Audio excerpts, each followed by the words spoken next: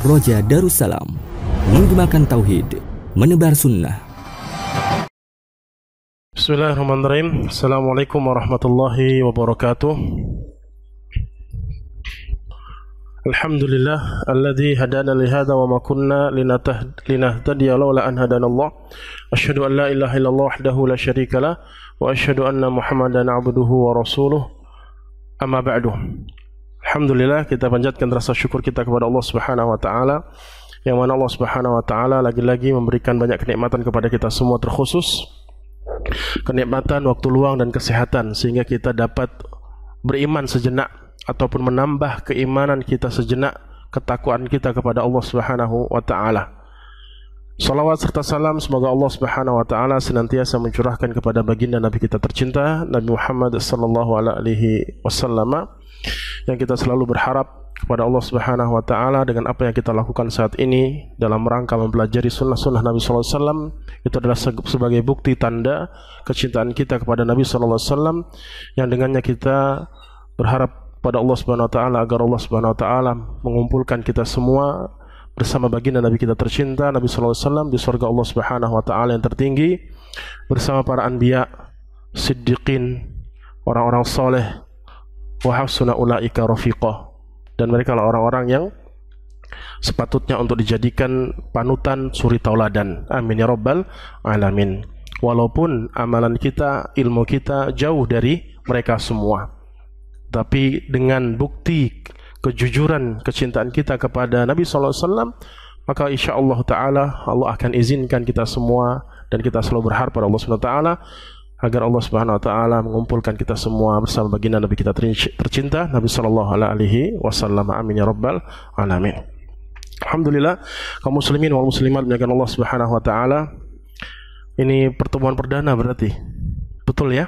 Selama pasca Idul Fitri ya. Syawal berarti sudah sebulan lebih, berarti ini sudah masuk Dzulqa'dah, yang mana kita sudah berpisah, tidak melanjutkan pelajaran kita, kajian ilmu kita. Maka alhamdulillah Allah Subhanahu wa taala mengizinkan kita semua untuk bertemu kembali dalam rangka tafaqquh fiddin, mempelajari agama Allah Subhanahu wa taala. Jadi karena ini pertemuan perdana, mungkin ada beberapa poin ataupun sesuai dengan apa yang sudah disampaikan tema pada kesempatan kali ini, yaitu air mata perpisahan. Sebagai apa? Motivasi, semangat. Sekian lama kita sudah tidak belajar lagi, kita tidak buka kajian lagi, mempelajari agama Allah Subhanahu wa taala, sehingga kiranya sangat penting untuk kita angkat tema ini. Tapi sebelum saya sampaikan tentang apa yang akan saya sampaikan tentang tema tersebut, air mata perpisahan, ada dua pertanyaan yang ingin saya lontarkan yang harus kita jawab semua, tapi langsung saya tunjuk saja sebagian dari antum sekalian. Pertanyaan pertama. Jadi pertanyaan dulu ya, harusnya pertanyaannya nanti. Jadi saya tanya dulu, maksudnya apa, tujuannya biar teman-teman sekalian tumbuh, muncul di dalam benak hati akan penasaran ya, sesuatu yang muncul dalam hati, sebuah penasaran, sebuah hasrat tentang tema yang akan kita sampaikan. Atau saya ingin menggali informasi apakah kaum muslimin dan muslimat yang ada di masjid secara khusus bisa mengambil makna, maksud dari apa yang akan kita sampaikan, yaitu air mata perpisahan.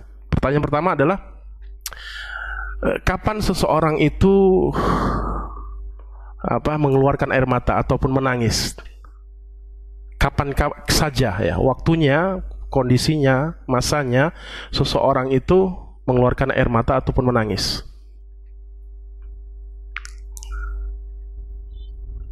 Siapa kira-kira yang mau jawab? Ya silakan. Kapan sakit ya, kesakitan, nangis ya, keluarkan air mata. Ada lagi? Terkena musibah, betul. Intinya banyak kondisinya ya. Nah, ada lagi yang ketiga, kondisi di mana seseorang itu mengeluarkan air mata ataupun nangis, sedih. menyesali sesuatu yang terjadi dalam masa lalu yang mungkin itu sesuatu yang buruk ya. Ya, penyesalan masa lalu, histori yang telah dia lakukan. Ada lagi? Sakit, musibah, penyesalan ya. Menyesali sesuatu yang telah terjadi. Apalagi? 4. Kapan orang itu bisa menangis, mengeluarkan air mata? Ada lagi kondisinya? Terlalu bahagia, boleh, bagus. Ya, kadang-kadang kita ngobrol, tertawa gitu ya. Tertawa juga bisa, ataupun senang, bahagia, terkadang menangis ya. Jadi tidak mesti pas sedih-sedih aja ya. Nah, betul. Ketika bahagia, terlalu berbahagia, ataupun mungkin tertawa. Bisa sebagian orang kalau tertawa menangis kadang-kadang keluar air mata. 5, ada lagi?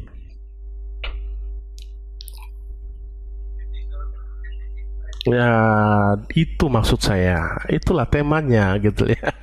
Ditinggalkan sesuatu atau seseorang yang kita cintai, yang kita sayangi. Intinya berpisah. Itu yang ingin kita angkat gitu kan. Jadi banyak kondisi seseorang itu menangis, bersedih, mengeluarkan air mata, yang pada intinya air mata itu tidak mesti sedih ya. Tapi pada umumnya ya, air mata itu akan keluar ketika seseorang itu sedih, takut, khawatir. Tapi yang ingin saya fokuskan adalah apa yang sudah dijawab tadi ya, poin kelima, tatkala ditinggal sesuatu atau seseorang yang kita cinta, yang kita sayangi. Betul. Taib. Dan jawaban pertama atau jawaban dari pertanyaan pertama sudah kita dapatkan dari 5 poin tadi. Yang ingin kita fokuskan adalah ketika kita menangis, salah satunya adalah disebabkan ditinggalkan atau berpisah dengan sesuatu ataupun seseorang yang sangat kita sayangi ataupun kita cintai. Pertanyaan yang kedua ya. Pertanyaan yang kedua, kenapa kok bisa dia menangis, bersedih, mengeluarkan air mata tatkala ditinggal seseorang atau sesuatu tadi? Kenapa? Kenapa dia menangis? Kan sudah 5 tadi kan, 5 kenapa sebab orang itu bisa menangis. Nah, ya kita titik fokuskan adalah pertanyaan atau jawaban yang kelima tadi, masnya tadi, karena ditinggal seseorang yang sangat dicintai ataupun sesuatu yang sangat dicintai. Nah, pertanyaan pertama melahirkan pertanyaan yang kedua. Kenapa kok bisa menangis, bersedih, mengeluarkan air mata ketika ada seseorang yang meninggalkan kita ataupun sesuatu yang meninggalkan kita? Ya karena ditinggalkan, bukan itu jawabannya gitu ya. Karena ditinggalkan nangis, bukan itu maksudnya. Kenapa kok bisa menangis tatkala ditinggal atau berpisah dengan sesuatu ataupun seseorang tadi? Apa yang menyebabkan, yang mendasari kita menangis tatkala berpisah? Ada yang bisa jawab? Merasa kehilangan. Boleh? Bagus? Ya, merasa kehilangan, betul. Berpisah karena kehilangan. Ada lagi?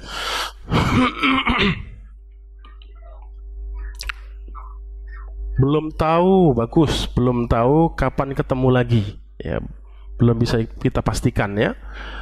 Ketika dia pergi, bisa berjumpa kembali atau tidak. Entah masanya dekat ataupun panjang, kita nggak tahu. Bagus. Ada lagi?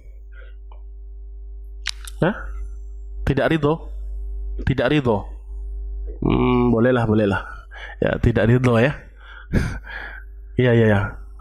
Jadi aslinya kita nggak mau ya berpisah dengan dia, tiba-tiba memang harus dipisahkan gitu ya. Ya, karena nggak ridho berpisah gitu ya. Boleh. Tadi yang pertama apa? Merasa kehilangan. Kedua, ya belum tahu kapan bisa ketemu lagi. Ketiga, tidak ridho. Ada lagi kira-kira? Belum sempat memberikan yang terbaik. Ya, bolehlah. Yang keempat ya. Kelima,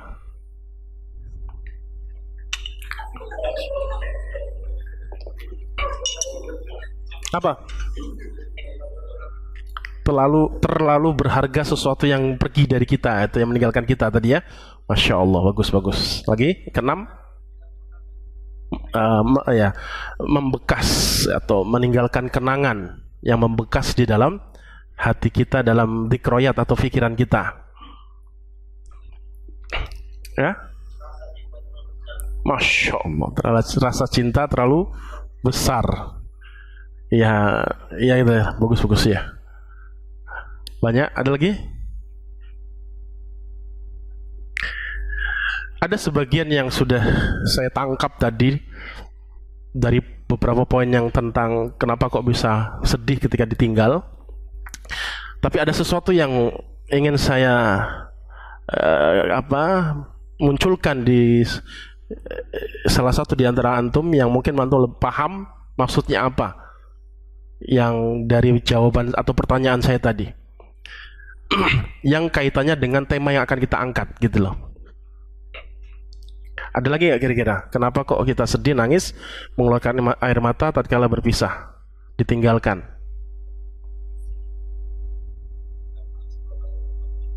Karena sudah banyak berkorban.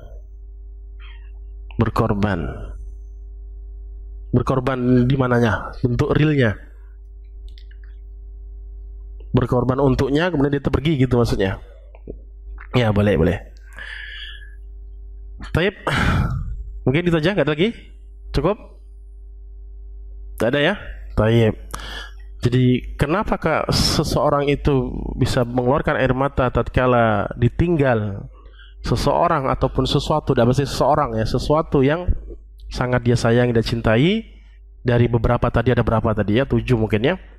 Yang ingin saya ambil adalah, walaupun belum sempurna jawabannya, adalah merasa kehilangan ya, merasa kehilangan, kemudian belum tahu kapan bisa berjumpa lagi. Tadi antum pertama tadi apa? Hah? Oh itu yang tadi, itu beda. Tadi merasa kehilangan, belum tahu kapan bisa berjumpa kembali. Itu aja yang mungkin yang ingat tadi. Pokoknya itu yang ini yang ada kaitannya dengan tema yang akan Anda angkat. Air mata perpisahan. Jawaban yang saya maksud dari pertanyaan kedua adalah kenapa kok kita bersedih ketika ditinggalkan seseorang ataupun sesuatu, adalah terlalu ya, ada kalimat terlalunya, terlalu senang, bahagia tatkala kita bersama sesuatu ataupun seseorang tadi. Saya ulangi, terlalu senang, bahagia, nikmat, tenang, damai, apalagi yang semakna lah itu, tatkala dia di samping kita atau bersama kita. Jadi ketika dia berada di samping kita, berkumpul dengan sesuatu atau seseorang tadi, itu kita merasa senang, bahagia, ya, tenang, damai, indah, pokoknya senang lah gitu ya. Ketika dia berpisah, akhirnya kita berpisah pula dengan kesenangan tadi, berpisah pula dengan kenikmatan tadi, berpisah pula dengan kebahagiaan tadi. Itu yang membuat kita menangis. Betul atau tidak? Setuju ya? Terus pertanyaan ketiga, jadi lahir ketiga, apa yang berpisah dari kita?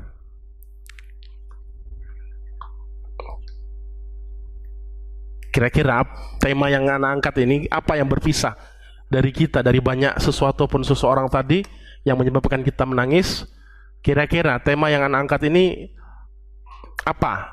Sesuatu pun sesuatu. Bulan Ramadan, Allahumma sholli ala Muhammad.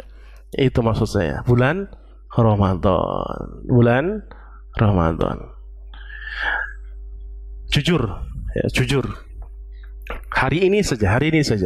Jujur ya, silakan angkat tangan.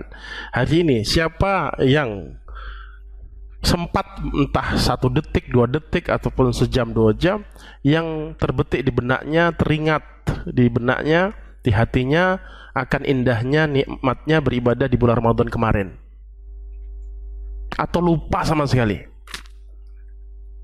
Siapa yang 1 detik aja teringat, enak banget ya kemarin puasa, enak banget itu kemarin saya baca Quran terus, enak banget ke tarawih terus, enak banget tahajud. Hari ini aja. Masih ya, Masya Allah. 1 dari 30 lah ya kira-kira ini ya. 1 dari 30. Berarti ya, kita sinkronkan dengan jawaban Anda sekalian tadi. Yang teringat tadi berarti dia yang merasa ditinggal sang kekasih gitu ya. Yang lupa-lupa tadi ya, yang saya tanya ini yang hari ini ya.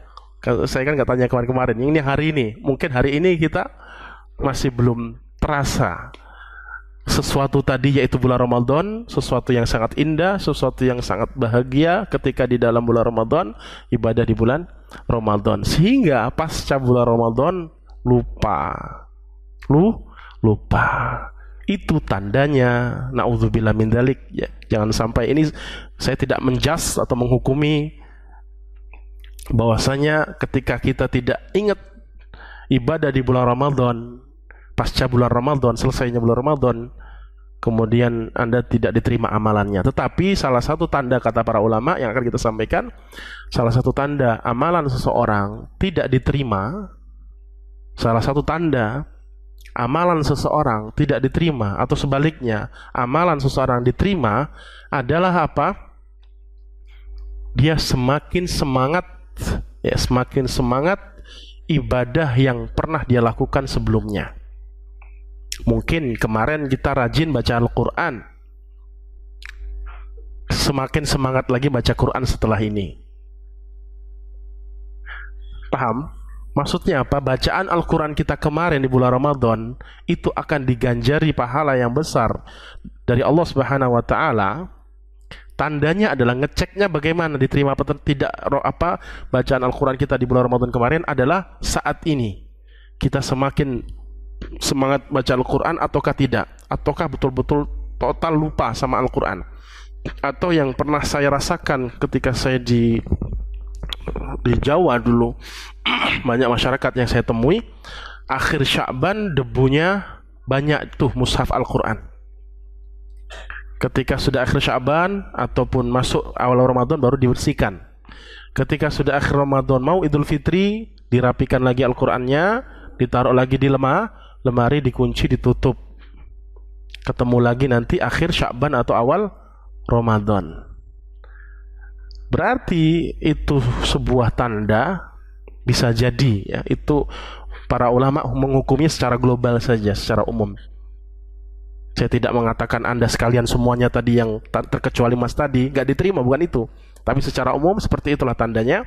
Ketika seorang itu amalannya diterima adalah setelahnya dia melakukan apa yang telah dilakukan kemarin. Itu yang disebut dengan apa? Istiqomah. Kalau kita sudah terbiasa sebuah amalan atau kita melakukan sebuah amalan kebajikan atau kebaikan, kemudian besoknya kita lakukan lagi, besoknya kita lakukan lagi, besoknya kita lakukan lagi, itu tandanya semua kebaikan yang kita lakukan diterima oleh Allah Subhanahu wa Ta'ala. Paham? Ini yang akan saya angkat. Jadi inti itu ya. Intinya itu, makanya saya tanya tadi, hari ini apakah kita muncul di benak kita dzikroyat atau kenangan lah bahasanya ya, kenangan tatkala ibadah di bulan Ramadan, kebahagiaan nikmatnya di bulan Ramadan.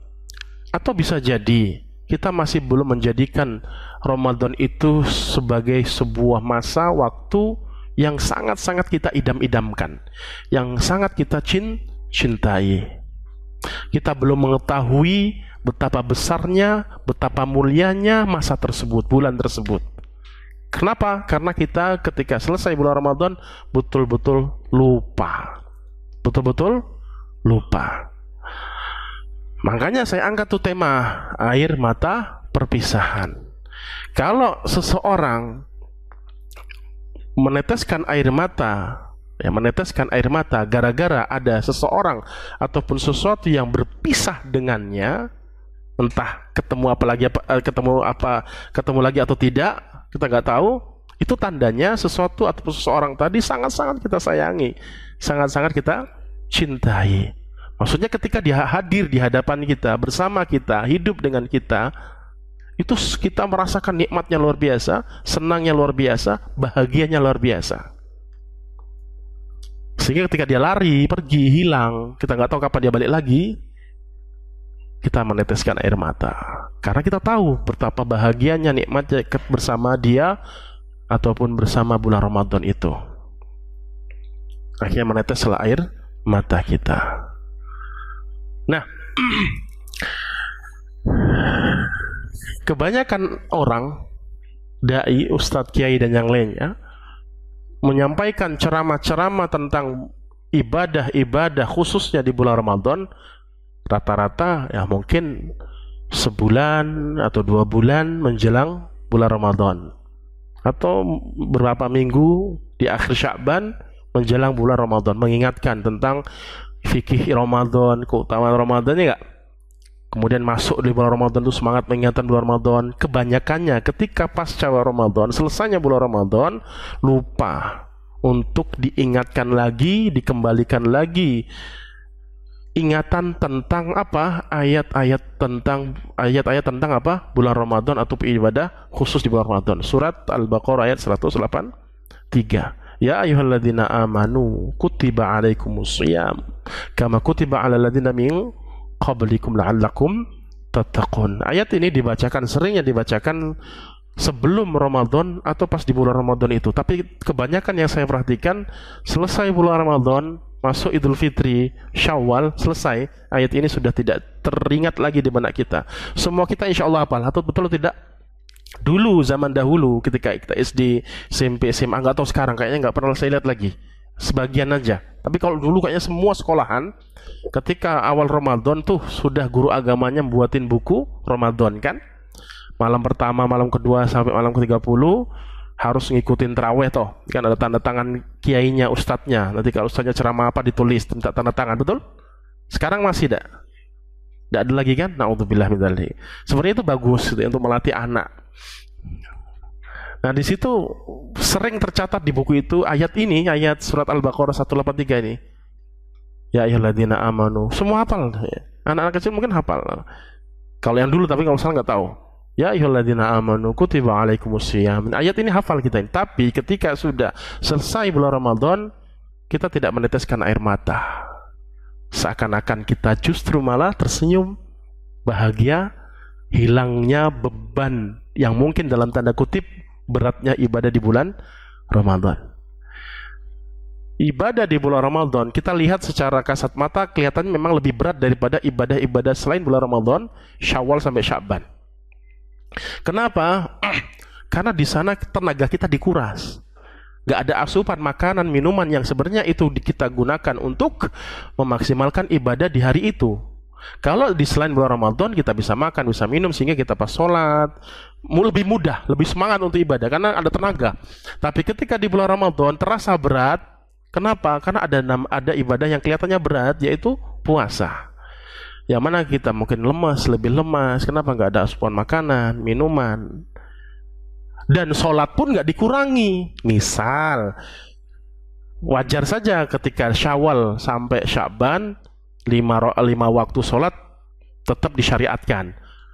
Nah harusnya logikanya ketika di bulan Ramadan kan ada syariat yang namanya puasa, dikhususkan bulan Ramadan, yang itu mungkin memberatkan. Harusnya setidak-tidaknya dikurangilah agar tidak terlalu dibebani seseorang itu ibadah di bulan Ramadan, yaitu mungkin digugurkan duhurnya ataupun asarnya. Kenapa? Berat, capek, lemas gitu kan, misal. Tapi kan tidak gitu loh. Tapi kan tidak. Sehingga dia merasakan begitu beratnya ibadah di bulan Ramadan. Ketika selesai bulan Ramadan 29 akhir Ramadan atau 30 masuk di bulan Syawal, dia senang, bukan menangis, tersenyum. Kenapa? Sudah tidak merasa dibebani lagi dengan ibadah yang mungkin berat. Mungkin dia seorang pedagang yang biasanya pagi buka makanan, sekarang pas Ramadan tidak boleh lagi ditutup, susah, atau konsumen tidak ada lagi yang datang karena semuanya pada puasa. Mungkin lebih susah untuk mencari nafkah pada saat itu. Mungkin dia seorang yang pekerja yang harus mengeluarkan tenaga yang banyak, seperti mungkin tenaga kerja yang keras ya, yang harus mengeluarkan tenaga yang banyak, seperti mungkin tukang yang bangunan yang semisalnya, yang dimana dia juga harus nyari nafkah pada saat itu, dibebani ibadah tersebut menguras tenaganya, yaitu ibadah puasa. Jadi ketika masuk bulan Ramadan Ini poin pertama yang ingin saya angkat. Poin pertama, ada 3 poin yang ingin saya sampaikan pada kesempatan kali ini kaitannya dengan air mata perpisahan atau air mata perpisahan Ramadan. Harusnya ditambahin, tapi saya nggak tambahin. Tujuannya apa? Saya tanya dulu. Nah, baru nyambung. Maksudnya perpisahan apa? Bulan Ramadan. Bagus maksudnya ya. Kalau ada hadiah dikasih ya. Atau umroh. Sudah umroh belum? Bisa, ya, bagus. Nah, maksudnya perpisahan di sini maksud saya bukan perpisahan dengan istri kita, suami kita, anak-anak kita, bukan Ramadannya. Ya, ada 3 poin yang ingin saya angkat kaitannya dengan air mata perpisahan tambahin Ramadan, bulan Ramadan. 1 ya. 1 yaitu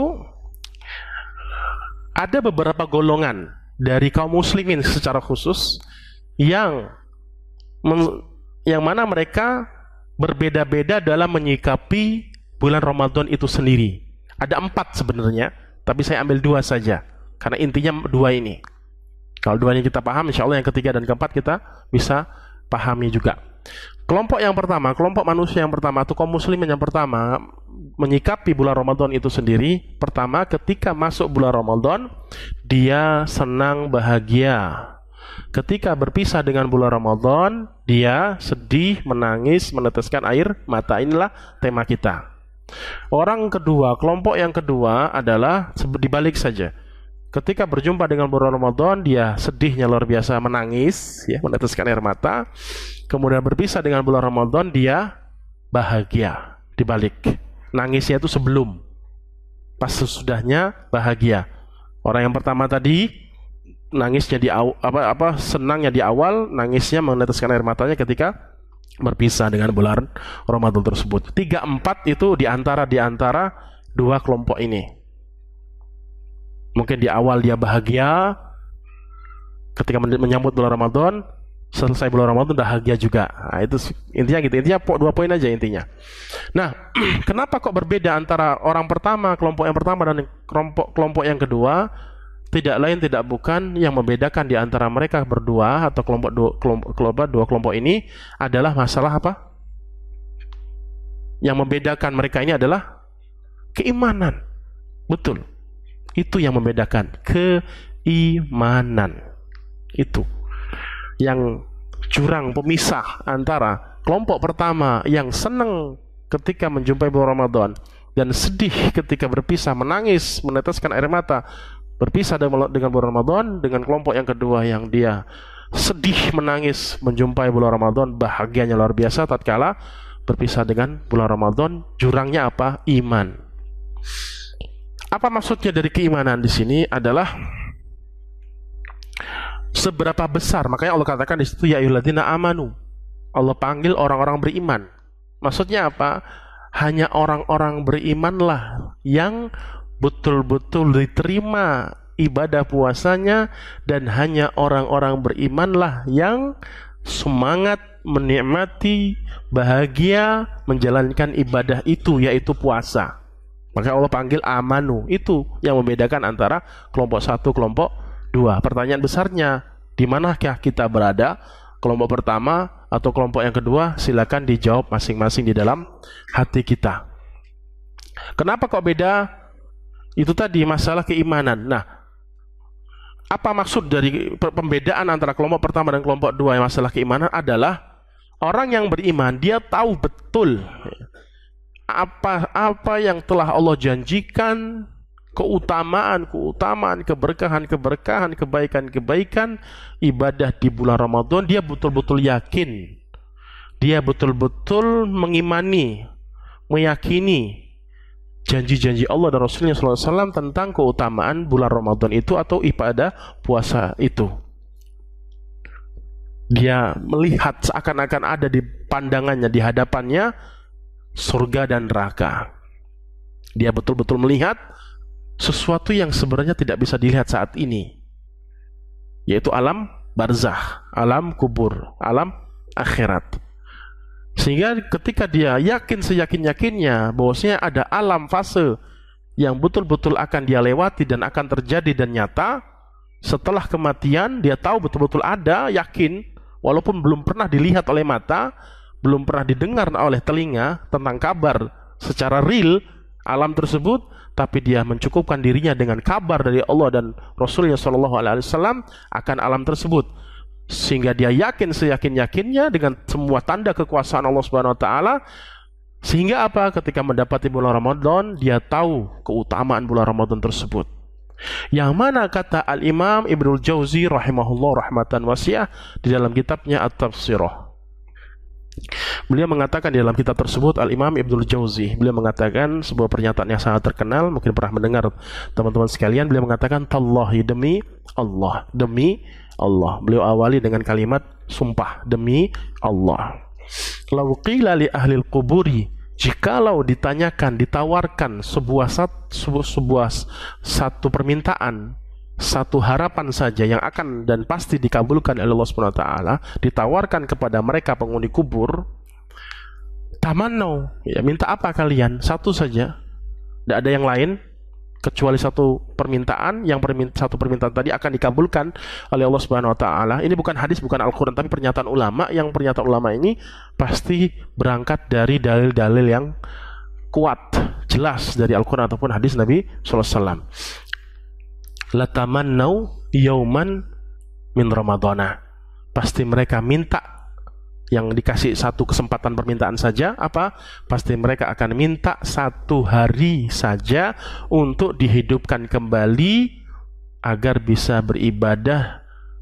Berapa lama? Satu hari di bulan Ramadan. Satu hari saja, tidak usah banyak-banyak. Misal nih, naudzubillah, dia ini disiksa, misalkan dia sudah dipastikan masuk neraka, karena masing-masing orang yang sudah dimasukkan ke alam barzakh di alam kubur, ketika sudah selesai masa fitnah kubur, yaitu masa ujian pertanyaan, itu langsung ditampakkan sorga atau neraka. Kenapa? Itu besok kamu di sana. Kalau sudah hari kiamat, kamu di sana. Kalau kamu melihat sorga, berarti kamu akan masuk sorga. Kalau kamu melihat neraka dan merasakan hawa panasnya, besok kamu akan masuk neraka. Makanya doa orang beriman, kata Nabi SAW, ketika dia melihat sorga di alam kuburnya, apa doa dia? Rabbi aqimis sa'ah, ya Rabb, tegakkan segera hari kiamat, hatta arji'a ila ahli wa mali, agar aku bisa kembali ataupun sampai ke rumahku, hartaku di sorga, keluargaku di sorga. Tapi doanya orang yang diancam untuk masuk neraka, munafik ataupun kafir, besok kamu masuk neraka, keluarlah hawa panas dan ketakutannya, suara yang mengerikan, lahum fiha zafirun, suara yang mengerikan, dia dengar. Doanya apa kata Nabi SAW? Doa orang kafir atau munafik ini diancam masuk neraka, dia katakan, ya Rabbi la tuqimis sa'ah, ya Rabb, jangan ditegakkan hari kiamat, karena kalau ditegakkan hari kiamat dia ke sana. Ini saja sudah ngeri, disiksa kubur, ya, apalagi itu. Maka dia doanya cukuplah itu. Jangan dibangkitkan hari kiamat. Kalau dibangkitkan hari kiamat, dia akan merasakan adab yang sangat pedih. Nah, alam ini, ya, cerita tentang alam-alamnya seperti ini, itu diketahui oleh orang beriman, sehingga apa? Dia semangat untuk mempersiapkan hari itu. Ketika seseorang sedihnya luar biasa mendapati bulan Ramadan dan senangnya luar biasa ketika berpisah dengan bulan Ramadan, dia seakan-akan tidak meyakini hal tersebut, walaupun secara lisannya dia mengatakan saya beriman. Itu yang membedakan, cuma itu. Makanya saya katakan seseorang yang betul-betul imannya tinggi dan merasakan dan betul-betul dia sadar diri bahwasanya keutamaan bulan Ramadan ini sangat-sangat mulia, besarnya luar biasa, sayyidus syuhur, tuannya semua para bulan, semuanya bulan, yang paling mulia adalah bulan Ramadan. Nah, kalau dia imannya tinggi, kalau dia diberikan suatu permintaan, pasti dia minta sama Allah Subhanahu wa taala agar setiap bulannya jadi bulan Ramadan. Maksudnya apa? Setiap harinya berarti kita harus berpuasa, dan setiap malamnya habis isya kita harus, sunnah untuk taraweh. Kenapa? Jamaah sekalian, teman-teman sekalian, Allah Subhanahu wa taala. Saya ulangi, misalkan orang beriman ditawarkan sebuah permintaan yang akan dikabulkan oleh Allah SWT cuma satu, ini pernyataan saya sendiri. Orang beriman yang imannya tinggi, yang akan dikabulkan oleh Allah SWT, pasti dia akan minta apa? Ya Rabb, jadikan tiap bulan jadi bulan Ramadan. 12 bulan ini jadinya semuanya Ramadan, berarti setiap harinya kita harus berpuasa terus wajibnya, dan sunnahnya terawih terus dan seterusnya. Kenapa? Surga mahal, surga sangat mahal. Amalan kita kalau kita mau jujur itu sangat-sangat sedikit. Kalau ditimbang, ringannya luar biasa. Anda kalau datang ke showroom mobil Ferrari misalkan, atau yang semisalnya, pengen beli mobil satu saja dengan membawa uang 100 perak, diketawain, pas diusir, ditendang sama sapamnya. Kamu ngeremehkan, ini mahal nih, miliaran, triliunan ini kendaraan. Kamu mau beli kendaraan ini dengan 100 perak? Ngeremehkan Anda, ngelecehkan Anda itu. Malu kan kita harusnya? Seperti itulah kita mengharapkan surga Allah SWT yang sangat mahal dengan amalan yang sangat ringan. Tapi Allah kasih, dan Allah tidak menganggap itu sebuah remehan. Kita minta surga dengan amal yang kecil, justru Allah kasih itu. Ibarat kata si tuan rumah yang punya bos kendaraan mewah tadi, kita datang kasih 100 rupiah, nah ambil, silakan, monggo. Mau beli lagi, silakan ambil semuanya dengan 100 perak. Kan tidak ada seperti itu. Sehingga apa? Dia tahu bahwasanya surga ini mahalnya luar biasa. Gak cukup cuma 1 bulan untuk dapat surga. Logikanya gitu loh, ringannya seperti itu. Sementara kita dapat dunia susah dan nominalnya sangat kecil, mendapatkan surga sangat mudah yang nominalnya sangat besar, lebih baik dan lebih kekal. Kok masih saja milih lebih mengedepankan dunia daripada akhirat? Saya ulangi, kita cari dunia susah, sepakat gak? Ya, susah kan?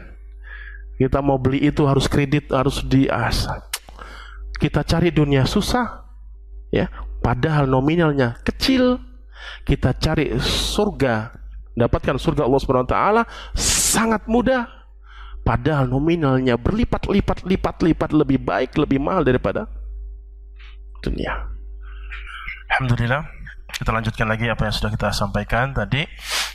Yang ini saya garis bawahi di sini adalah apa? Kalimat terakhir saya tadi, mencari dunia. Kita sepakat secara umum ya, walaupun sebagian orang mungkin tinggal tanda tangan 1 miliar keluar gitu ya, sekali duduk langsung 1 triliun atau ratusan juta. Yang pada intinya secara umum aja, terus kebanyakannya gitu ya, dunia ini susah untuk dicari, untuk diraih, untuk didapatkan. Susah. Padahal kesusahan kita mencari dunia ini, yang kita cari, yang ingin kita raih ini, sesuatu yang sangat sedikit. Betul atau tidak? Sedikit. Sedikit yang luar biasa.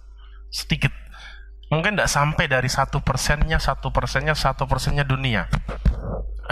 Ya, apa yang kita ingin cari tadi, contoh kita kepingin apa? Pengen mobil yang mungkin ya, biasa-biasa aja, susah juga kita harus cari. Kita harus kerja banting tulang sehingga mendapatkan puluhan juta, ratusan juta, baru kita bisa beli mobil. Susah lah intinya, berat. Butuh masa, butuh waktu, butuh tenaga, butuh pikiran yang ekstra, lebih besar. Perjuangannya lebih besar. Tapi dunia ini kalau bisa dicatat buat status di bawah, Masya Allah kalimat ini, agar kita ini sadar, selama ini kita ini lupa, selama ini kita tidur lelap, tidak sadar kalau sesuatu yang penting untuk kita jadikan pelajaran, apa yang sudah saya katakan tadi, dunia ini susah untuk dicari, padahal nilainya tak seberapa. Sementara akhirat itu mudahnya luar biasa untuk dicari, untuk didapatkan. Allah tidak bebankan untuk kita puasa sehari semalamnya 50 kali sebagaimana umat terdahulu. Cukup 5 kali saja sehari semalam. Allah tidak wajibkan kita puasa setiap harinya. Allah tidak wajibkan atau tidak jadikan Ramadan setiap bulan. Iya kan? Mudah. Hanya sekedar 2 rakaat sebelum subuh dapat lebih baik daripada dunia beserta isinya. 2 rakaat sebelum subuh loh. Itu sunnah, apalagi yang wajib. Sudah dapat langsung lebih baik daripada dunia beserta isinya. Jadi surga ataupun akhirat lebih mudah untuk diraih, padahal nilainya jauhnya luar biasa, berlipat-lipat Kata Nabi SAW, 99 kali lipat daripada kenikmatan dunia. Kira-kira kalau dihadapkan, pilih yang mana? Pakai akal sehat dulu saja. Pilih mana? Pilih yang akhirat pasti. Tapi realnya, kenyataannya, banyakkan yang duduk di masjid mendengarkan Al-Quran ataupun sunnah-sunnah Nabi SAW, ataukah yang di luar? Dihitung saja, dikalkulasikan. Cuma satu, itu tadi masalah iman. Seberapa besar mereka, keyakinan mereka terhadap sesuatu yang akan terjadi setelah kematian. Kalau mereka tidak yakin, ya sudah, itulah yang akan dia lakukan. Lebih mengedepankan dunia daripada akhirat. Tuhibbunal ajilata wa tadarunal akhirah. Kalian mengedepankan yang ajil. Ajil itu yang di muka, yang di hadapan, mobil, rumah, rupiah, emas, perak, makanan, ini, itu, terlihat, semangat. Tapi sesuatu yang dibalik itu, alam kubur, alam barzakh, teriakan-teriakan siksaan ahli kubur, kenikmatan kubur, surga, neraka, dan seterusnya, itu dilupakan. Wa tadarunal akhirah. Kalian meninggalkan sesuatu yang dibalik itu setelah kematian. Logikanya tadi pasti kita pilih yang kedua dong. Sudah mudah, lebih mahal lagi, lebih berharga lagi. Lah ini kita katakan apa kira-kira? Sudah kita katakan apa tadi? Yang paling yang harus kita pilih, orang yang cerdas harusnya milih yang kedua, akhirat. Tapi masih ada aja, bukan ada, banyak. Atau mayoritas memilih dunia, lebih mengedepankan dunia, mengakhirkan akhirat, padahal susah untuk diraih, banyak cacatnya, banyak kekurangannya, banyak yang disusahkan, intinya gitu. Ekstra tenaga, ekstra pikiran, waktu, masa, dan seterusnya. Betul atau tidak? Nah, secara logika seperti itu. Iya, kita sepakat. Tapi lihat perilaku kita. Setelah ini lihat. Kita sepakat nih. Orang yang cerdas pilih yang kedua. Betul? Ya, cerdas itu. Tapi nanti lihat, setelah ini Anda ngapain? Setelah ini. Habis pulang ini ngapain? Sesuai nggak dengan apa yang kita sepakati tadi? Ataukah tidak? Paham maksud saya ya? Ambil bukti dari apa yang sudah kita sepakati tadi barusan. Harusnya kita yang pilih yang kedua. Setelah ini nanti. Habis ini kita ngapain? Seterusnya. Besoknya, seterusnya, besoknya. Kalau berpaling ataupun tidak sesuai dengan apa yang kita sepakati tadi, maka cerca Anda sendiri, celah Anda sendiri. Berarti Anda bukan termasuk orang yang cerdas. Sebaliknya. Tapi kalau Anda sesuai dengan apa yang kita sepakati tadi, saya lebih memilih akhirat, maka setelah ini Anda akan maksimal ibadahnya, menuntut ilmu agamanya, membaca Al-Quran, sholat sunnahnya, puasa sunnahnya, akhlak mulianya kepada istri, akhlak mulianya kepada suami, akhlak mulianya kepada kedua orang tua, akhlak mulianya semakin bertambah kepada saudara-saudarinya, anak-anak dan seterusnya, tetangganya, kerabatnya, teman-temannya dan seterusnya. Ketika itu sesuai dengan apa yang sudah disepakati, maka Anda betul-betul termasuk orang-orang yang cerdas. Itu pertanyaannya. Yang kedua, itu pertanyaan pertama. Pertanyaan kedua dari kalimat yang saya sampaikan tadi, dunia lebih susah daripada akhirat. Pertanyaan kedua adalah 24 jam ini, selama hari ini saja, berapa persen untuk kita mendapatkan akhirat, berapa persen untuk kita dapatkan dunia? Karena kita sepakati yang kita lebih kedepankan akhirat, kan gitu. Karena jelas, kenapa kau harus kita pilih? Jawab pertanyaan saya.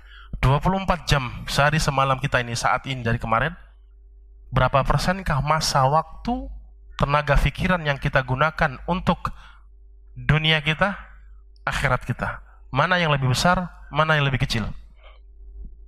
Jawab sendiri.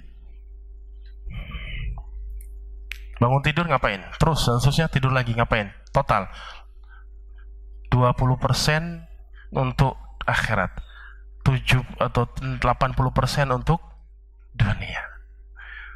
Sehari semalam saya ini, saya hitung-hitung 2 jam, 5 waktu ya, sholat, taruhlah sejam sholatnya, kemudian saya dzikiran di jalan tadi sekian menit, total keluar 3 jam lah, 3 jam. Sisa 21 jam saya ketawa ke TV, medsos, nonton ini, nonton itu, shopping ini, itu, ngerumpi ini, ngerumpi itu, jalan-jalan dan seterusnya. Ini kaitannya dengan dunia lah. Kalau itu yang terjadi, maka Anda berbohong dengan apa yang sudah kita sepakati tadi. Anda bukan termasuk orang yang cerdas. Nah, diambil ini apa yang saya katakan ini. Setelah ini diterapkan. Nah, kalau itu kita terapkan dengan apa yang sudah saya sampaikan tadi, kita sepakati dengan apa yang sudah kita sepakati, maka masuk poin kedua. Maksudnya poin kedua, itu tandanya semua perjuangan kita kemarin di bulan Ramadan secara khusus diterima oleh Allah Subhanahu wa taala. Apa maksudnya? Kata Al-Imam Al-Hasan Al-Basri. Ini sebenarnya panjang ya, butuh 2 pertemuan lagi kayaknya. Mungkin pertemuan besok kita sampaikan lagi. Tetap judulnya ini. Masih banyak sebenarnya. Evaluasi lah bahasanya. Audit ya. Kalau duit itu diaudit gitu ya.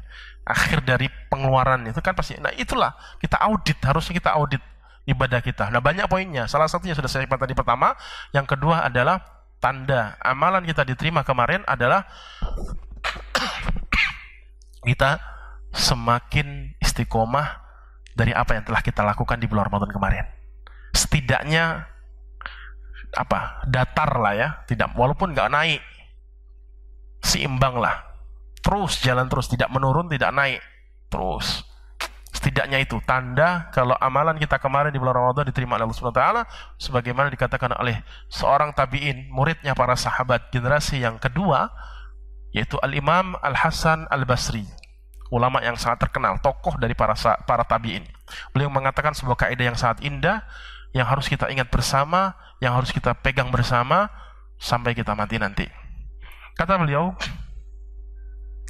inna min jazail hasanati al-hasanatu ba'daha. Sesungguhnya kebaikan tanda, salah satu tanda kebaikan, kebajikan, amalan soleh itu diterima, diberikan ganjaran oleh Allah Subhanahu wa taala, dicatat sebuah kebaikan yang akan diberikan ganjarannya pada hari kiamat kelak adalah kebaikan berikutnya. Anda melakukan suatu kebaikan nih. Tanda kebaikan ini diterima oleh Allah Subhanahu wa taala adalah al-hasanatu ba'daha, kebaikannya berikutnya lagi. Bulan ini sedekah total dari gaji 100.000. Besok 100.000 lagi, bulan depan. Bulan ketiga 100.000 lagi. Maka 100.000 bulan pertama diterima oleh Allah Subhanahu wa taala. Kenapa? Karena kebaikan dari sedekah 100.000 tadi melahirkan sedekah-sedekah berikutnya. Maka kata beliau, salah satu tanda kebaikan seseorang dibayar oleh Allah Subhanahu wa taala adalah hamba ini terus melakukan kebaikan. Itu maksudnya. Wa min uqubati sayyi'ati as-sayyi'atu ba'daha. Sebaliknya, adab yang Allah segerakan, tanda hukuman Allah yang Allah turunkan kepada pelaku maksiat adalah as-sayyi'atu ba'daha. Dia semakin melakukan kemaksiatan. Hatta idza farihu bima utu akhadnahum baghtatan fa idahum mublisun. Surat Al-An'am ayat 44. Tanda hukuman Allah timpakan kepada seseorang dari kemaksiatan pertama yang dia lakukan. Maksiat yang pertama dia lakukan adalah dia melakukan kemaksiatan yang kedua, kemaksiatan yang ketiga, kemaksiatan yang keempat, seterusnya. Istiqomah dalam kemaksiatan itu sebuah hukuman. Sampai-sampai dia bangga, bahagia, menikmati kemaksiatan yang dilakukan. Akhadnahum baghtatan. Akhirnya kami timpakan tiba-tiba adab kepada dia. Faidahum mublisun. Akhirnya dia termasuk orang-orang yang terhina-hina. Kata beliau, faida qabilallahu al-abda. Kalau Allah menerima amalan seorang hamba, yuwaffiquhu ila ta'ah, Allah bimbing dia untuk selalu taat. Wa yasrifuhu 'anil ma'siyah, Allah jauhkan dan Allah halangi hamba ini dari sebuah kemaksiatan. Dari sebuah atau semua kemaksiatan. Allah bimbing terus jalan taat dan Allah jaga dia dari sebuah kemaksiatan. Itu kalau hamba, tanda hamba diberikan taufik. Kalimatnya belum selesai. Di akhir kalimat saya jadikan poin yang ketiga dari tema ini. Apa judulnya sebelum saya lanjutkan kalimat beliau? Adalah evaluasi yang harus kita lakukan setelah bulan Ramadan ini. Apakah amalan kita semakin meningkat ataukah tidak? Ataukah malah menurun? Tadi poin yang pertama dia mendatar, istiqomah maksudnya, walaupun tidak naik.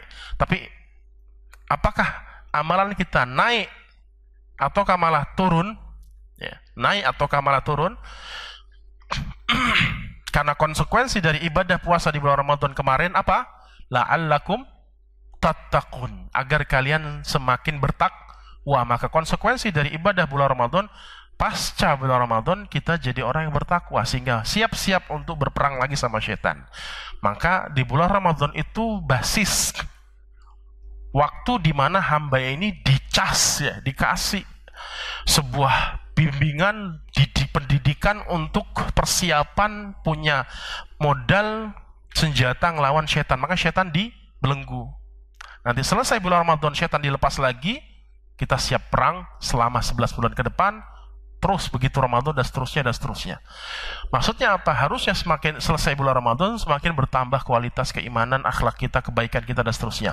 Itu tuntutan yang ketiga. Makanya beliau mengatakan, ya bena Adam, wahai anak Adam, fa illam takun fi ziyadatin, kalau kalian itu tidak bertambah keimanannya, tidak bertambah amalan solehnya, tidak semakin bertambah, bukan tidak, semakin bertambah amalan solehnya, semakin bertambah kebaikannya, semakin bertambah ketakwaannya,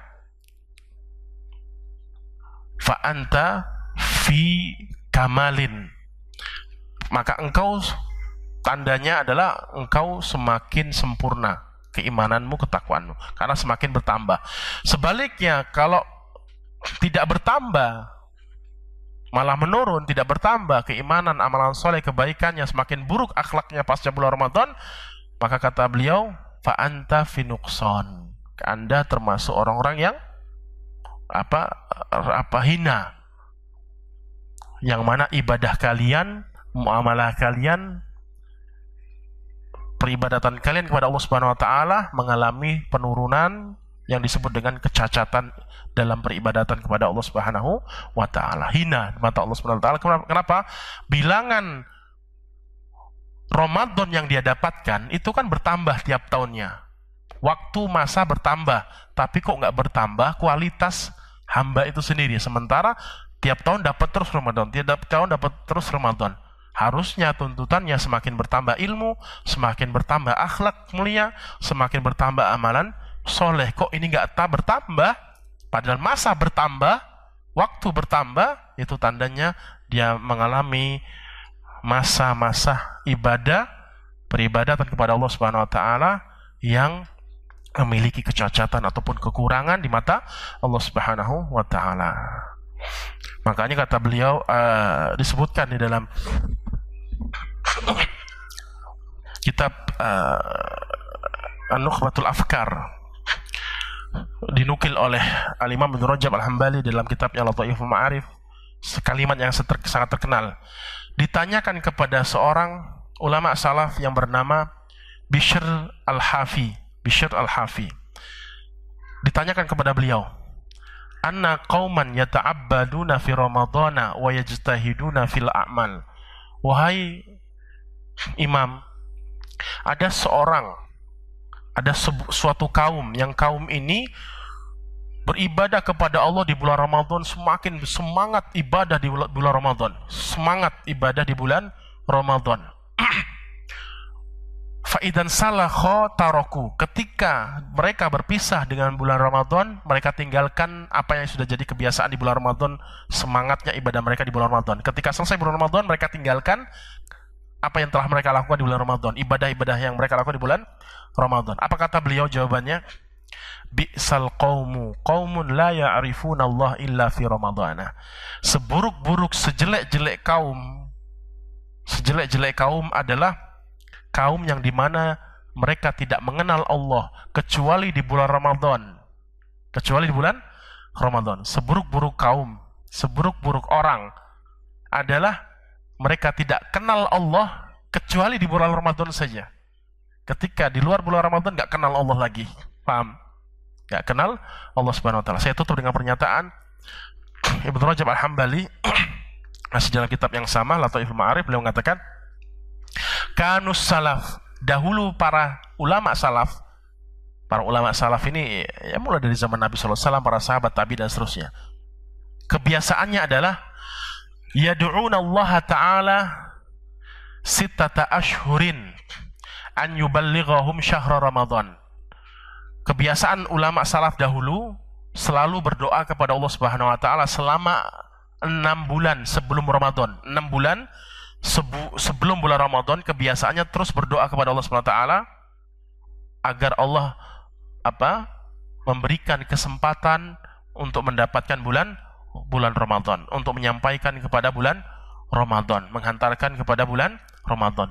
6 bulan sebelum Ramadan mereka tuh doanya itu, ya Allah, berikanlah aku kesempatan lagi untuk ibadah di bulan Ramadan. 6 bulan sebelum Ramadan itu doanya. Ya. Summa yad'ullah ta'ala. Kemudian mereka berdoa setelah bulan Ramadan, Syawal dan seterusnya, selama sittata asyhurin, selama 6 bulan lagi an yataqabbalahu minhum, agar Allah menerima pahala atau menerima amalan-amalan yang mereka telah lakukan di bulan Ramadan. Jadi full tiap bulannya selalu ingat dengan bulan Ramadan. Itu maksudnya apa? Itu tadi air mata perpisahan. Kalau kita betul-betul merasakan betapa indahnya bulan Ramadan, betapa nikmatnya di bulan Ramadan, betapa menakjubkan kemuliaan di bulan Ramadan, maka kita selalu teringat ketika berpisah. Makanya akhir bulan Ramadan seharusnya tuntutannya adalah kita meneteskan air mata. Loh Ustaz, kan itu pas masuk Syawal, Idul Fitri, kan sunnahnya harus bahagia. Iya, di sisi lain kita harus sedih, di sisi lain kita harus bahagia. Sedih karena berpisah dengan bulan Ramadan, menangis karena berpisah dengan bulan Ramadan, bahagia karena kita mendapatkan hari raya, yang itu sebuah kenikmatan pula, yang dimana di situ para sahabat berbahagia di 1 Syawal itu. Jangan malah sedih-sedih doang, senang-senang doang. Paham maksud saya? Jadi di sisi lain kita sedih karena berpisah dengan Ramadan, di sisi lain kita bahagia mendapatkan kemuliaan di 1 Syawal atau Idul Fitri. Gitu ya. Makanya kata beliau Al-Imam Ibnu Rajab Al-Hambali mengatakan, kaifa la tajri ala firaqihi dumu'un. Bagaimana bisa orang yang beriman itu tidak menangis? Bagaimana bisa kok orang beriman itu tidak menangis? Berarti menangis kan gitu. Kok bisa orang beriman itu tidak menangis? Harusnya menangis gitu maksudnya kan ya. Karena berpisah dengan bulan Ramadan, meneteskan air mata gara-gara berpisah dengan bulan Ramadan. Kenapa kok nangis? Kenapa kok meneteskan air mata? Jawabannya tadi kata beliau annahu la yadri, karena dia nggak tahu, hal baqiya lahu umrun ilaihi ruju'un, karena dia tidak tahu punya umur lagi nggak untuk dapat bulan Ramadan itu, berjumpa dengan bulan Ramadan itu. Intinya, teman-teman sekalian dengan Allah Subhanahu wa taala, kita hidup di dunia ini sementara, kita diberikan sebuah kesempatan yang mulia, terkhusus di bulan Ramadan, yang seharusnya kita gunakan untuk mendapatkan bekal semaksimal mungkin sehingga kita mendapatkan rahmat Allah, ridha Allah, dan mendapatkan surga Allah Subhanahu wa taala. Nah, caranya adalah terus berevaluasi ya. Evaluasi, introspeksi diri pasca bulan Ramadan, apakah kita semakin baik ataukah tidak? Kalau kita semakin baik, insya Allah amalan kita diterima. Kalau sebaliknya, bisa jadi kita tidak mendapatkan apa-apa kecuali haus dan lapar. Wallahu ta'ala alam. Insya Allah kita akan lanjut lagi pekan depan kalau masih jadwalnya ya. Kaitannya dengan masih masalah ini, evaluasi istilahnya tentang kemuliaan bulan Ramadan pasca berpisahnya kita dengan bulan Ramadan. Tidak apa, nangis sekarang tidak apa-apa. Mungkin kemarin pas akhir Ramadan nggak nangis nih, misal. Nangis sekarang nggak apa-apa, sedih sekarang nggak apa-apa. Mungkin kita belum tahu ya, belum sadar. Setelah saya sampaikan seperti ini, saya harapkan Anda bersedih sehingga kesedihan kita ini berwujudkan Allah buktikan kesedihan kita ini karena kita cinta, senang sekali dengan ibadah di bulan Ramadan, sehingga Allah berikan bulan Ramadan di tahun-tahun yang akan datang, sehingga kita betul mati dalam keadaan cukup bekal mendapatkan kekayaan setelah kita mati di surga Allah Subhanahu wa taala, kenikmatan di surga Allah Subhanahu wa taala. Silakan kalau ada yang ingin tanyakan. Baik Ustadz, jazakallahu khairan atas materi yang telah disampaikan, dan tibalah saat ini kita memasuki sesi tanya jawab. Kami informasikan kembali bagi para pendengar sekalian dimanapun berada, kami mengajak kepada pendengar sekalian untuk bertanya dan berdiskusi seputar materi yang dibahas pada kesempatan malam ini melalui layanan pesan singkat WhatsApp ke nomor 0811787167. Dan kita membacakan pertanyaan pertama dari pesan singkat WhatsApp. Assalamualaikum warahmatullahi wabarakatuh. Semoga Allah menjaga iman kita dan istiqomah di zaman fitnah ini. Insya Allah tahun ini Ana akan melangsungkan ibadah haji ke Tanah Suci Mekah. Mohon nasihatnya untuk Ana dan yang akan berangkat sama seperti Ana, agar tetap bisa menjaga euforia semangat ibadah seperti halnya semangat di bulan Ramadan. Tafadhol Ustaz. Haji ya, Masya Allah. Apa yang saya jawab ini? Intinya satu gitu ya, nggak semua orang bisa haji. Terus Anda bisa haji, syukuri, syukuri dengan cara apa? Ikhlas, betul-betul ikhlas. Jangan malah nanti namanya ditambahin haji dengan tujuan mendapatkan pujian dari orang lain, Bu Haji, Bu Haja, atau Pak Haji. Itu saja sih. Jadi syukuri, karena banyak orang yang tidak seperti Anda, termasuk saya gitu ya. Kalau bisa saya diajak gitu ya. Maksud saya ya, syukuri, jangan sampai malah dijadikan sesuatu yang malah bumerang ya, senjata makan tuan. Bahwasanya ibadah yang Anda lakukan itu malah jadi adab. Kenapa? Gara-gara Anda sombongkan dan malah tidak mendatangkan keberkahan ataupun pahala, malah sebaliknya. Sehingga ketika Anda betul-betul bersyukur pada Allah Subhanahu wa taala, maksimal tuh apa yang Anda akan lakukan, yaitu ibadah haji dengan sesuai dengan tuntunan Nabi sallallahu alaihi wasallam, terkhusus masalah keikhlasan. Tolong dijaga hati Anda. Itu saja sih nasihat saya. Silakan ada yang lain. Baik Ustadz, jazakallahu khairan atas nasihatnya. Semoga bermanfaat bagi penanya maupun pendengar sekalian dimanapun berada. Selanjutnya masih dari pesan singkat WhatsApp. Pertanyaan kedua. Assalamualaikum warahmatullahi wabarakatuh. Assalamualaikum. Izin bertanya Ustadz, apakah cukup dengan ikhtiar menjalankan syariat yang benar atas sebuah amalan bisa menjadi diterimanya suatu amalan ibadah? Syukron, jazakallahu khairan. Gak cukup ya. Gak cukup hanya ikhtiar sehingga dikatakan sebuah ibadah. Itu yang disebut dengan bonek ya. Apa bonek itu? Bondo nekat kalau orang Jawa bilang tuh. Jadi modalnya modal nekat, semangat. Jadi ikhtiar itu pokoknya dia lakukan. Action gitu ya. Lakukan dan seterusnya. Ikhtiar itu kan maksudnya itu. Dia akan berharga, dia akan dinilai ibadah oleh Allah Subhanahu wa taala ketika kita mengilmui apa yang akan kita lakukan tadi, gitu loh. Maka pertama yang dilakukan adalah ilmui dulu, ditata hatinya, niatnya apa, ya, karena bisa jadi sesuatu yang mubah akan berpahala, akan menjadi pahala. Aslinya mubah itu, hukum mubah, makan itu nggak pahala. Makan itu, minum itu, tidur itu nggak akan jadi pahala. Karena itu sesuatu yang dihukumi, yang disebut dengan sesuatu yang mubah. Boleh, nggak dosa, nggak berpahala. Kapan dia dosa, kapan dia berpahala? Sesuai dengan niat. Kalau kita niatkan, nih nanti kalau saya makan cukup, minum yang cukup, tidur yang cukup, nanti bisa sholat malam nih sampai berjam-jam. Maka makan, minum, tidurnya kita sudah diganjari pahala. Tapi kalau hanya sekedar kebutuhan biasa, rutinitas biasa, maka nol pahala. Maka ilmui dulu apa yang akan diikhtiarkan, ilmui dulu ini boleh atau tidak, disesuai dengan syariat Islam atau tidak, baru ditata hatinya, ikhlas atau tidak, diniatkan kepada Allah ataukah tidak, maka ikhtiar Anda akan bernilai pahala, akan bermanfaat bagi Anda. Wallahu ta'ala alam. Baik Ustadz, jazakallahu khairan atas jawabannya. Semoga bermanfaat bagi penanya maupun pendengar sekalian dimanapun berada.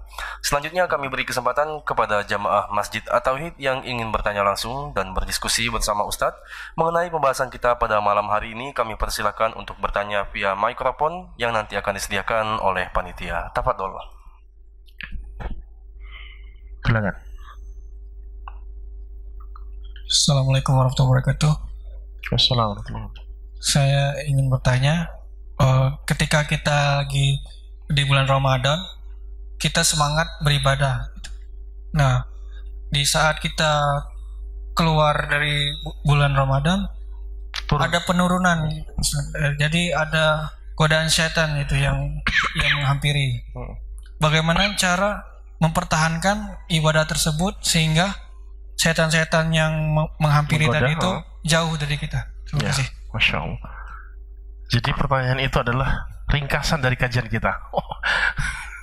Iya. Jadi pertanyaan itu adalah ringkasan dari pengajian kita. Intinya saya akan ngulangi lagi nanti gitu ya. Jadi tuntutannya kita garis bawahi dulu. Inti dari tema yang sudah saya sampaikan ini adalah tuntutannya adalah seharusnya setelah bulan Ramadan kita semakin istiqomah atau naik. Istiqomah itu terus walaupun nggak naik, nggak masalah. Ya terus semangat ibadahnya seperti yang kemarin, atau naik, nggak naik terus semangat terus ditambah lagi mungkin hari pertama Syawal, kedua mungkin 2 halaman Al-Quran, baca ke Al-Qurannya. Hari besoknya lagi bertambah hari lagi 1 juz. Nanti bulan kedua Dzulqa'dah nih, bulan Dzulqa'dah tambah lagi mungkin seminggunya 2 juz. Kayak gitu harusnya. Begitupun sedekahnya, begitupun dan seterusnya. Kalau mampu ya, kalau mampu. Tapi kan kita katakan boleh yang maksudnya terus istiqomah walaupun nggak naik nggak turun. Tapi yang lebih baik lagi adalah naik terus dan naik. Itu kan harus seperti itu tuntutannya Ramadan itu. Ya. Karena apa? Karena di bulan Ramadan kita tuh dididik, diajarin. Setan di penjara dulu biar serangannya itu nggak seberapa besar kepada kita.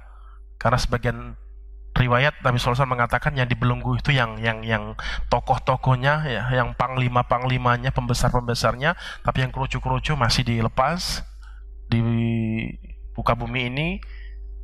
Nah, ketika bulan Ramadan kita sepakat bahwasanya semakin semangat kita ibadah di bulan Ramadan. Maksudnya apa? Semangatnya kita ibadah di bulan Ramadan itu adalah sebagai modal harusnya. Baterai itu dicas, ya, iman kita tuh dicas penuh. Nah kita pakai untuk 11 bulan ke depan. Itu kita pakai 11 bulan ke depan. Harapannya tidak mudah tergoda dengan syaitan. Itu garis besarnya seperti itu seharusnya. Kok kebalik ya? Kebalik ya. Semangatnya luar biasa di bulan Ramadan, di selainnya malah turun. Berarti ada beberapa kemungkinan di situ. Satu, bisa jadi kita menganggap bulan Ramadan itu sama saja dengan bulan-bulan lain. Kata Jabir bin Abdullah, la taj'alu yauma fitrika wa yauma shaumika sawaan. Jangan jadikan ibadahmu di bulan Ramadan dan ibadahmu di luar bulan Ramadan sama saja. Jangan dijadikan Ramadan itu sama dengan Syawal, Dzulqa'dah, Dzulhijjah, Muharram, Safar dan seterusnya. Jangan dijadikan sama. Nah, kita malah menjadikan itu seakan-akan sama saja. Berarti tidak berpengaruh apapun ibadah kita di bulan Ramadan. Maksudnya ketika di bulan Ramadan yang harusnya iman kita tuh penuh, dicas terus, ini malah kita tidak mendapatkan efek positif, tidak ada tambahan keimanan di bulan Ramadan, ibadah di bulan Ramadan. Ya otomatis ketika selesai bulan Ramadan kayak nggak dapat apa-apa, justru malah semakin turun imannya, mudah untuk digoda oleh syaitan. karena dia nggak ada senjata. Kenapa kok seperti itu? Kenapa seperti itu? Motivasinya beda ketika ibadah di bulan Ramadan. Itu saja penyakitnya. Kenapa kok bisa seperti itu? Ya, kenapa kok bisa seperti itu? Kok malah menurun pasca bulan Ramadan? Banyak faktor ya, banyak faktor. Satu saja, kenapa kok bisa seperti itu? Adalah bisa jadi ibadah-ibadah kita di bulan Ramadan itu, apapun itu puasanya dan seterusnya, apapun itu, motivasinya beda. Bisa jadi motivasinya karena mungkin masyarakat sekitar memang membuat kita harus ikut puasa, membuat kita harus terawih. Kalau nggak terawih dicibirin, tuh bapak itu kok mas itu kok nggak kelihatan di masjid. Kita takut atau malu, berangkatlah kita ke masjid untuk terawih. Kok masih buka warung aja dia, padahal orang-orang puasa. Tutuplah warung kita.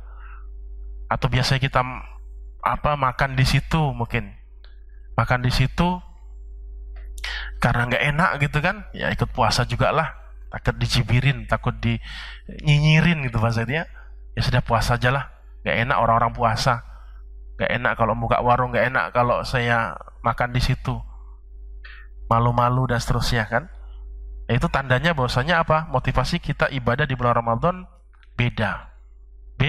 Beda. Bisa, ya itulah tandanya kalau motivasinya beda, berarti nggak diterima ibadah di bulan Ramadan, sehingga nggak dapat apa-apa di bulan Ramadan. Ketika keluar bulan Ramadan, ya itu tadi turun. Jadi seperti itu. Beda sama orang yang betul-betul motivasinya ikhlas, lillahi ta'ala, semangat menikmati ibadah yang dilakukan bulan Ramadan. Insya Allah setelah bulan Ramadan dia semakin meningkat ininya, keimanannya, nggak mudah tergoda dan seterusnya. Seperti itu, ya. Itu saja. Ada yang lain? Baik, selanjutnya kami beri kesempatan kembali kepada jemaah Masjid At-Tauhid yang ingin bertanya langsung, kami persilahkan melalui mikrofon yang disediakan oleh panitia. Cukup ada lagi. Silakan.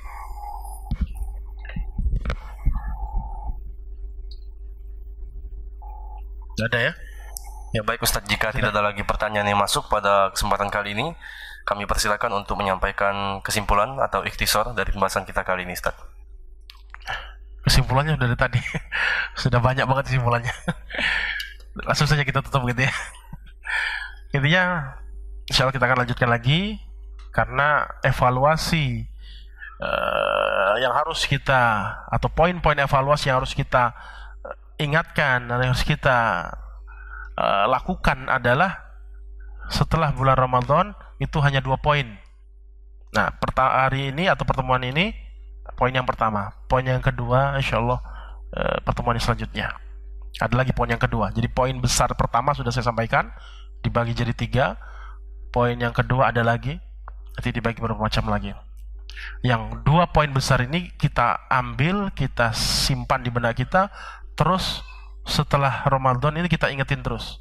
Kita ingetin terus, dimanapun, kapanpun kita ingetin terus, sehingga apa? Harapan besar saya dan teman-teman sekalian, agar apa yang kita lakukan selama kita hidup di muka bumi ini betul-betul menjadi apa?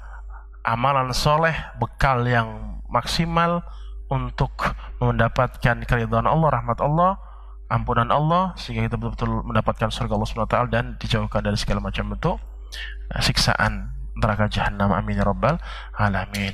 Wa akhir da'wan alhamdulillahirabbil alamin. Subhanakallahumma wa bihamdika asyhadu an la ilaha illa anta astaghfiruka wa atubu ilaik. Assalamualaikum warahmatullahi wabarakatuh.